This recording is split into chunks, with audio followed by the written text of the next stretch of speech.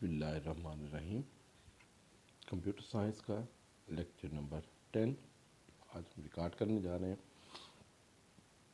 इसमें source data entry devices के हवाले से कुछ हमने पढ़ना है।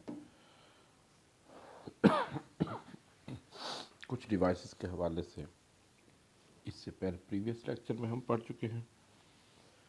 आज हम उनमें से कुछ डिवाइसेस का पढ़ेंगे। कुछ डिवाइसेस जो नेक्स्ट लेक्चर होगा, लेक्चर 11, उसमें हम पढ़ेंगे।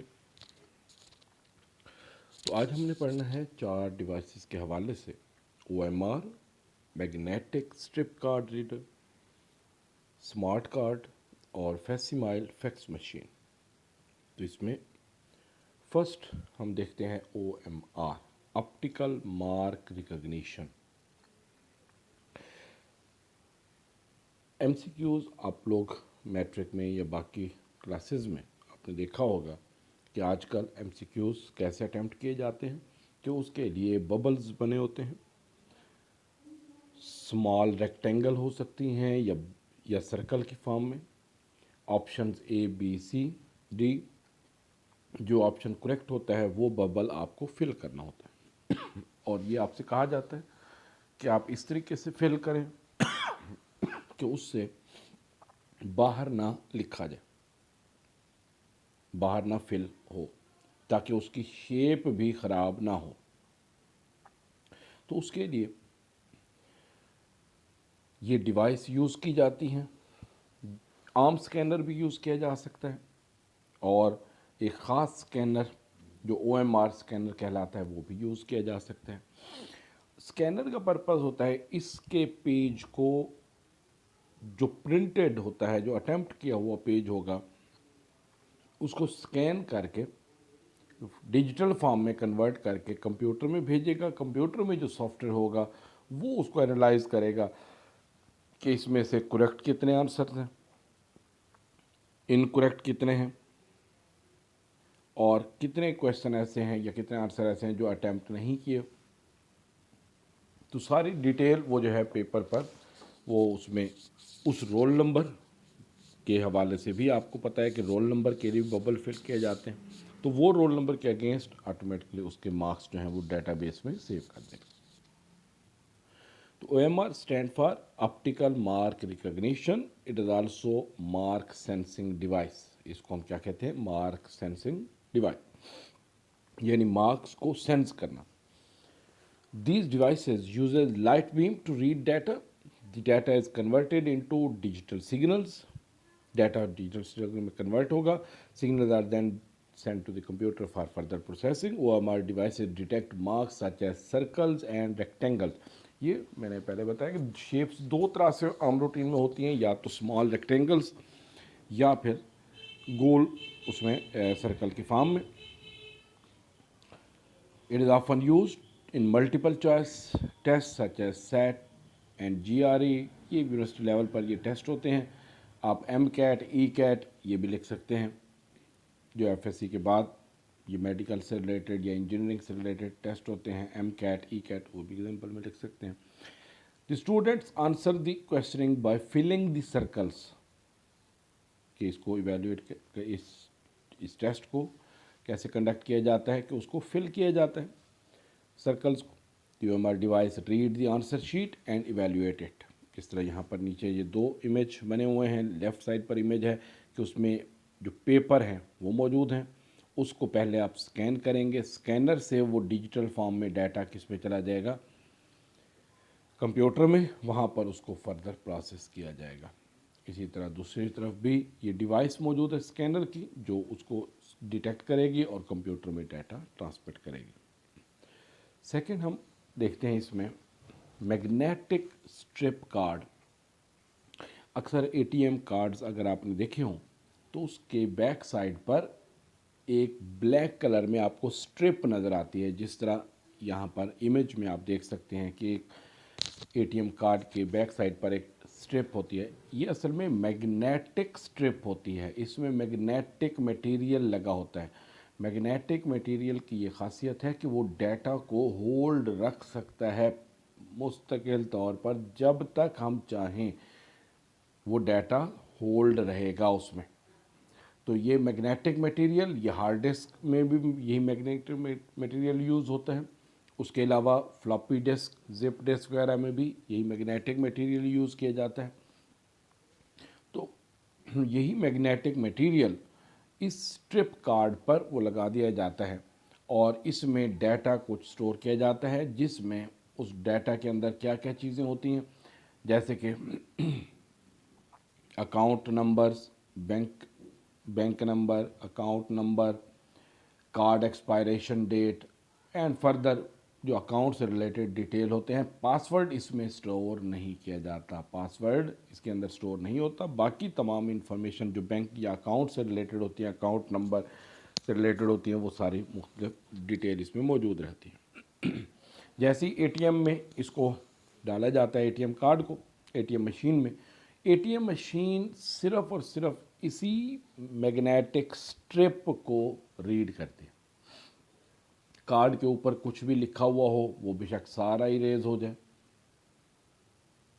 तो उससे मशीन पर कार्ड पर कोई इफ़ेक्ट नहीं पड़ेगा। लेकिन अगर ये स्ट्रिप कार्ड, अगर आपने एटीएम कार्ड को फोल्ड कर दिया या स्ट्रिप कार्ड, ये जो स्ट्रिप है इसको अगर इरेज कर दें, वहाँ से ख़त्म कर दें, इस पर स्क्रैचेस डाल दें, तो जो है ये इसमें डिस्टर्ब हो जाएगा, डाटा जो है वो कार्ड प्रॉपरली यूज़ नहीं हो सकेगा। तो magnetic strip card has a magnetically encoded data on its back. Magnetic strips are used in many plastic cards such as personal identity cards. Magnetic strip cards are stored the personal detail of the card owner such as name, account number and expiration date. जैसे अगर personal identity card है तो उसके हवाले से भी हो सकता है, या फिर जो अकाउंट की इंफॉर्मेशन है, एटीएम कार्ड है तो उसको भी आप लिख सकते हैं account information, account number ATM की। A card reader is used to read information stored on the strip.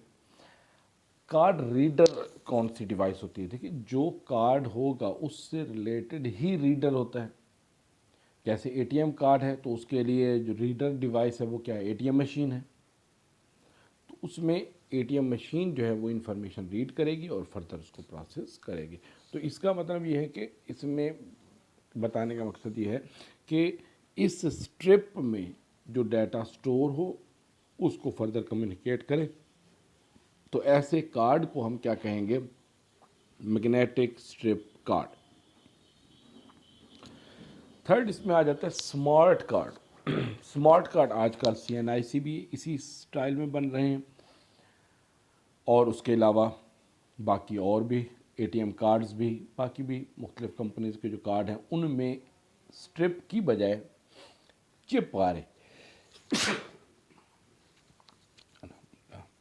Strip की बजाय चिप आ रही। एक माइक्रो प्रोसेसिंग चिप इसमें बनी हुई, वो चिप जो है उसमें सारा डाटा स्टोर रहता है। जैसे अगर इस इमेज में भी देखें तो आपको स्मार्ट कार्ड में एक चिप बनी हुई नज़र आएगी, जिस तरह सीएनआईसी में भी आजकल नए जो बन रहे हैं, या उसके अलावा जिस तरह मोबाइल सिम होती है, मोबाइल सिम जो है वो भी चिप है। ये माइक्रो प्रोसेसर डिवाइस है, माइक्रो प्रोसेसिंग डिवाइस है, प्लस इसमें स्टोरेज कैपेबिलिटी भी है, स्टोरेज कैपेबिलिटी भी है। और जैसे सिम के अंदर आप कॉन्टैक्ट नंबर या मैसेजेस स्टोर कर लेते हैं, इसी तरह उसमें इसकी मदद से कोई भी आप कॉल कर सकते हैं, कॉल रिसीव कर सकते हैं, बाकी कुछ डिफरेंट फंक्शन परफॉर्म कर। तो ये इंफॉर्मेशन भी होल्ड रखती है। सीएनआईसी में पर्पज़ क्या है इसका? कि ये इंफॉर्मेशन जो आपकी पर्सनल है, आपके ख़ानदान की सारी डिटेल जो है वो सीएनआईसी की में उसको उस चिप में स्टोर होती है। कहीं आप बाहर के ममालिक में ट्रैवल करें एयरपोर्ट पर, तो आपकी इंफॉर्मेशन वो नादरा की तरफ नहीं भेजेंगे, बल्कि आपके इस कार्ड को वो स्कैन करेंगे, उससे सारी डिटेल वो ले सकते हैं। तो इसमें smart card is an alternative to a magnetic strip card. Smart card is similar to a credit card sized, ये वही उसी तरह क्रेडिट कार्ड की तरह, जिस तरह एटीएम कार्ड है या बाकी कार्ड हैं, it contains thin micro processor and memory chip that is embedded in the card. ये वही micro processor chip plus memory chip, वही एक ही चिप होती है जिसमें ये दोनों क्वालिटीज़ होती हैं, वो इसके अंदर लगी हुई होती हैं। The card is inserted into card reader. The card reader read the information on the smart card and update it's contents if necessary. तो उसमें इंफॉर्मेशन जो है वो उस डिवाइस तक, कार्ड रीडर तक वो जाएगी।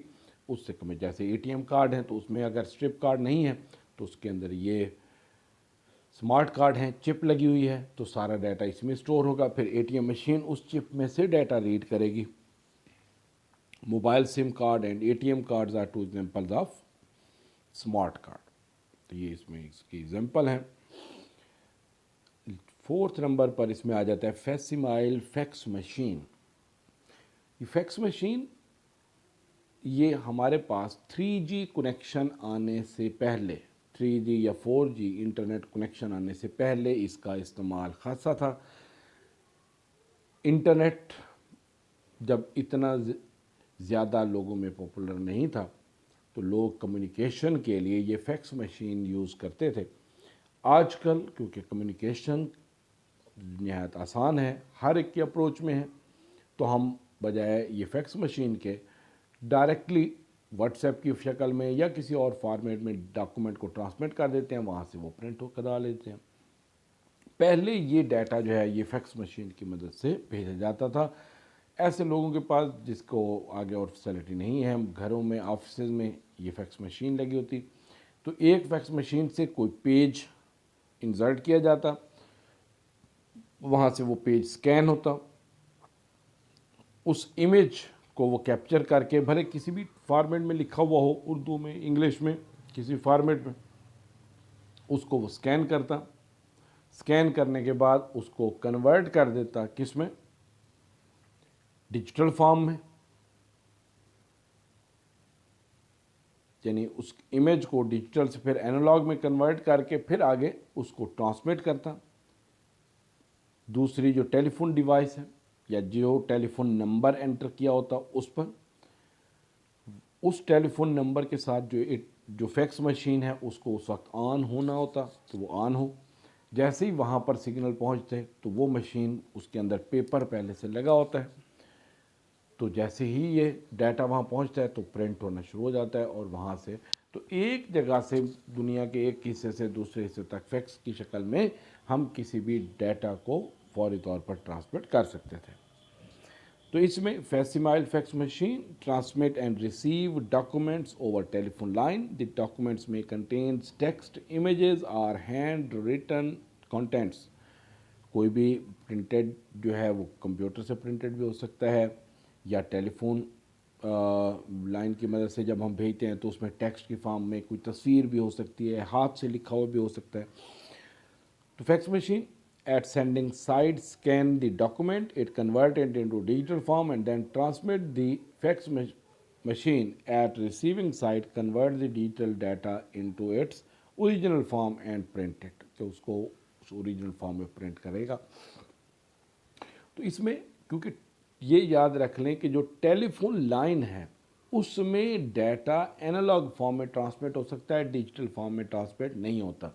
लेकिन इसमें ये है कि डिवाइस जैसे ही उस इमेज को कैप्चर करती है, तस्वीर को स्कैन करती है, तो पहले डिजिटल फॉर्म में कन्वर्ट करेगा, फिर वो डाटा जैसे ही फैक्स मशीन में जाएगा, यानी उस फैक्स मशीन से जब टेलीफोन लाइन में जाने लगेगा तो फिर वो पहले उसको कन्वर्ट करेगा एनालॉग में, फिर ट्रांसमिट करेगा। तो फर्दर आगे हम मॉडेम के हवाले से जब हम डिटेल से पढ़ेंगे तो वहाँ पर हम जो नेक्स्ट टॉपिक आएंगे लॉन्ग क्वेश्चन में मॉडेम के हवाले से, तो उसमें डिटेल से हम देखेंगे कि उसमें मॉड्यूलेशन, डीमॉड्यूलेशन का क्या प्रोसेस होता है।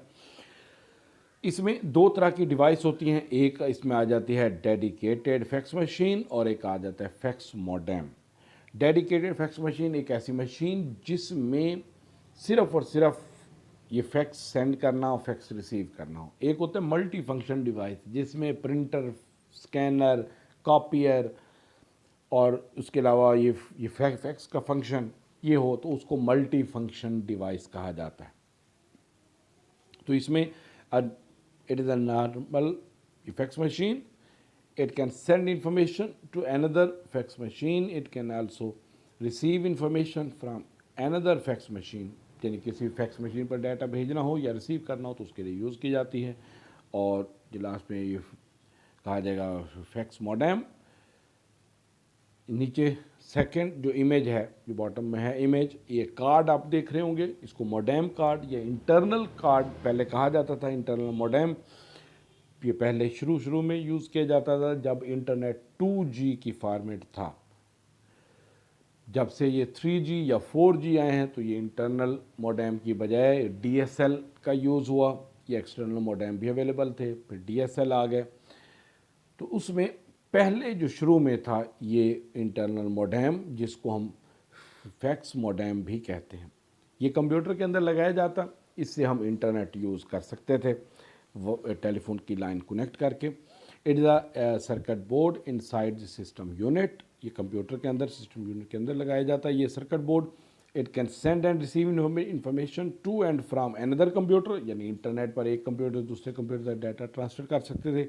It can also send information to fax machine, और ये भी है कि इससे कंप्यूटर से डाटा किसी फैक्स मशीन पर भी भेजा जा सकता था। तो ये 4 हमने आज ये मुख्तलिफ डिवाइसेस के हवाले से पढ़ा। इससे रिलेटेड कोई भी अगर क्वेश्चन हो तो वो आप इस नंबर पर रब्ता कर सकते हैं। ये व्हाट्सएप का भी है, ये आप कॉल भी कर सकते हैं, व्हाट्सएप को यूज़ कर सकते हैं। तो उसमें नेक्स्ट जो है लेक्चर्स में हमने जो रिमेनिंग इसकी जो डिवाइसेस हैं, सोर्स डेटा एंट्री डिवाइसेस, उसकी डेफिनेशन को फर्दर हम देखेंगे। ओके, अल्लाह हाफिज़।